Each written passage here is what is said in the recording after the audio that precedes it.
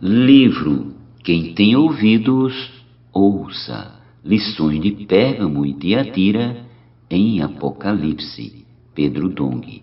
Capítulo 4. Tema desta semana: o Filho de Deus, provado e aprovado.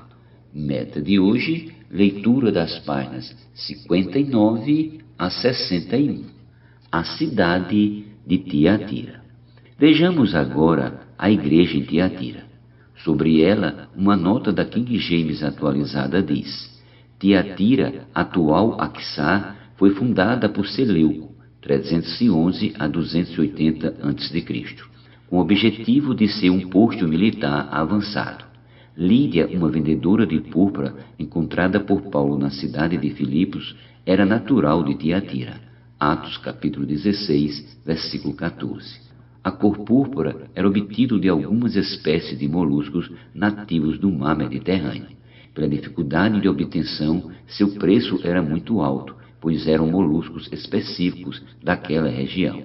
Daqueles moluscos era extraído um líquido incolor, branco, que era usado para tingir tecidos. Inicialmente, o líquido é branco, mas quando seca no sol, fica púrpura. Aquela era uma cor nobre, por isso só os nobres usavam. Púrpura era a cor usada pelos magistrados romanos e tornou-se a cor imperial usada pelos governantes do Império Bizantino, em Constantinopla, e pelos bispos católicos de Roma. O dicionário grego Strong observa que a palavra Tiatira vem de tuateira, que significa odor de aflição. A nota ainda diz que aquela cidade havia se tornado uma colônia de gregos da Macedônia, situadas entre Sardes e Pérgamo sobre o rio Lico. Seus habitantes ganhavam a vida pelo comércio e pela arte em tintura em púrpura. Lídia, vendedora de púrpura, pegava os tecidos de sua terra natal e os levava para ser vendidos aos nobres de outras cidades. A palavra grega Tiatira quer dizer sacrifício aromático ou sacrifício incessante. A cidade de Tiatira ficava a 48 quilômetros a sudeste de Pérgamo.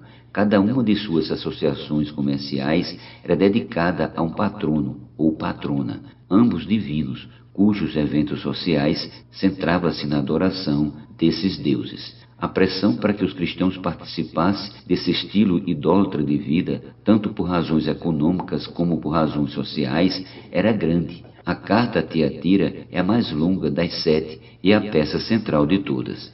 Isso era estranho, considerando que Tiatira era a menor cidade e a menos significativa do grupo. Como o Senhor se apresenta para a igreja em Tiatira? Quem é o Senhor que fala com a igreja em Tiatira? Vejamos. Ao anjo da igreja em Tiatira escreve: Estas coisas diz o Filho de Deus, que tem os olhos como chama de fogo e os pés semelhantes ao bronze polido. Apocalipse 2,18. Primeiramente, vemos que ele é o Filho de Deus, porque nessa igreja há uma figura feminina que predomina. Mais adiante falaremos sobre ela. Por essa razão, o Senhor se apresenta como o Filho de Deus. Querido leitor, todos temos que voltar nosso ser para o Filho de Deus.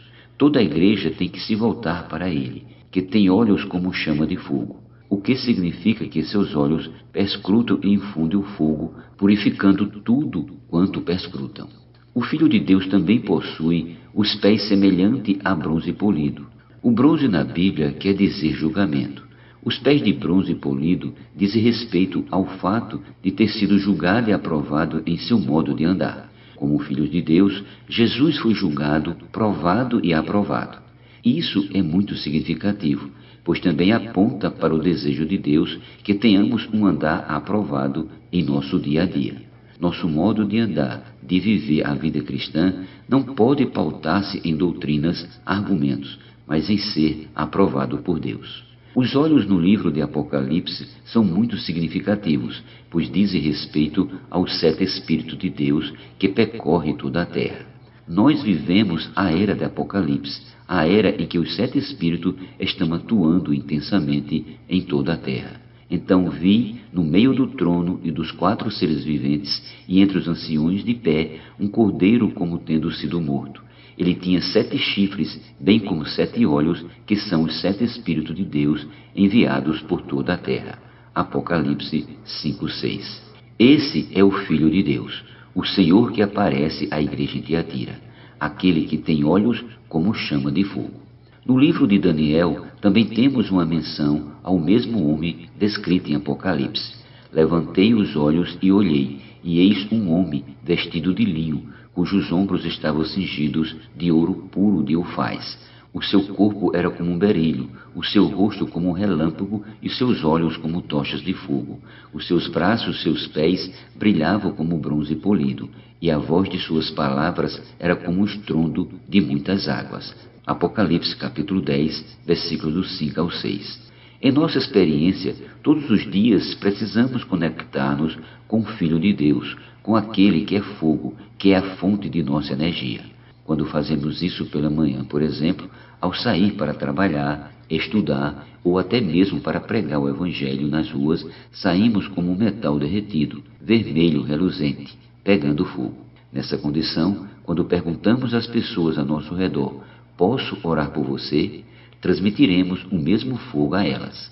Algumas, quando têm esse encontro, choram, pois sentem que estão contatando o próprio Deus. Quando saímos para pregar o Evangelho, nossos olhos são como tochas de fogo que queimam e perscrutam o interior das pessoas, trazendo luz para enxergarem sua condição.